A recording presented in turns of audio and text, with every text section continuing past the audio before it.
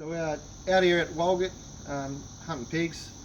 We picked up 3 yesterday with the Adler A110 and 2 with the Tikka 308. So this isn't mine, this is actually my mate's Adler.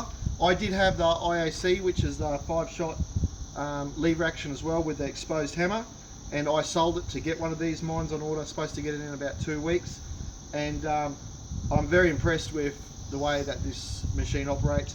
My IAC, I had nothing but problems with it. It wouldn't eject shells. So I actually had 250 of these, just Remington Express 16 pellet ones, good for shooting pigs and other large game. And I had nothing but problems. It wouldn't eject them out the top because the shell would catch and wouldn't load properly. And if you didn't pull the lever the right way, the next one wouldn't come up, or would stovepipe this and that. There is a guy down in Adelaide can fix them for about 70 bucks, but it was going to cost me $270 to ship it down there and ship it back, and pay the 70 bucks. So it was extra $320. I bought the gun for $804, so I sold it for $700, and then I bought myself an Adler, which I haven't received yet, but my mate kindly lent us this one for the weekend, and it is exceptional. The IAC didn't point very well. It was very difficult to, whenever you sighted in things, it seemed to either shoot high or shoot low. It never had a sweet spot. We couldn't get used to it, and because of the cycling problems with the shells, it made it very difficult to get used to it. But this Adler, it's sensational. Now the only thing is, it doesn't have the exposed hammer, so you can't disarm it with a shell up there. So I know there's people on the internet saying you can load 6 in it. Very dangerous, because your only thing is you can use the safety here on the side. We don't like relying on a safety. It's not a very safe way to operate a gun. So loading this thing is much better than the IAC. You can just crank these things in there. The IAC, you cut your thumb, you cut your fingers. It's really difficult because the IAC, you got to push them down from the top, slide them up with your thumb. Here you can just feed them in there, and that's ready to go. Crank it, the shell's in the bottom, and then as you load it up, lifts up, goes forward, that's good to go.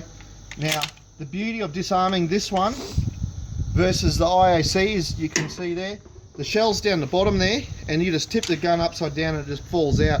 So now, even though it's got no exposed hammer or anything, you can see in there, no shell, just pull that, close, and that's completely disarmed.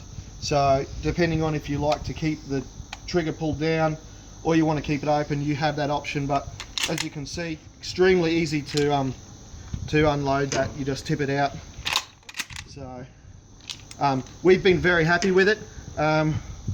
We chased a mob of pigs. It would be really nice if they'd allowed us to get the 8-shot magazine.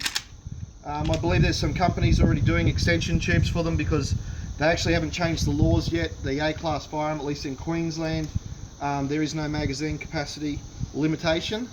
I would highly recommend this gun. There's some people have been complaining about the build quality. You can see there's a bit of a lip there and a bit of a lip there, you can see. So if you look, the stock's actually twisted a little bit on the manufacturing of that.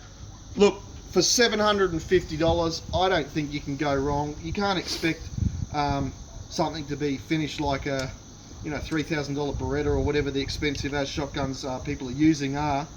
And certainly if you compare it to my IAC, I think the build quality is better than the build quality on my IAC.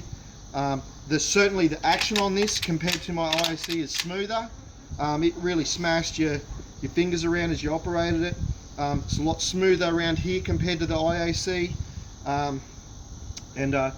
Definitely this one comes standard with a really good recoil pad. The IAC does not come standard with a recoil pad. It also comes standard with some strap mounts there. I don't know what sort of straps you could fit in there. Maybe the leather ones that you tie up. Actually, I can do a quick check. No, I can't check. But look, I wouldn't use it with a strap anyway. Really nice solid forearm. Did come a bit loose, but just tighten up this here, and that tightened it up. It does point really well. I'm left-handed, not obviously, but I'm left-handed. The shells don't come out into my face or anything like that. It's just a fantastic firearm. If I'd had it on the back of if I had it in my hands where we come across the mob of pigs yesterday, probably could have got, I reckon, about 8 pigs instead of 3. because I was using the 308 with a 3x scope on it, and just wasting bullets. And as soon as I swapped over, pigs started falling everywhere. So really good build quality, really good point on it. It's just flat with a little bit of brass on the tip there, and cannot recommend one of these enough for anyone that wants to shoot off the back of a vehicle or maybe off a quad bike at close range. This is a fantastic firearm, easy to reload, quick to reload, and obviously nice speed at shooting as well, and all that sort of stuff like that. And yeah, go out and get yourselves one. Fantastic firearm.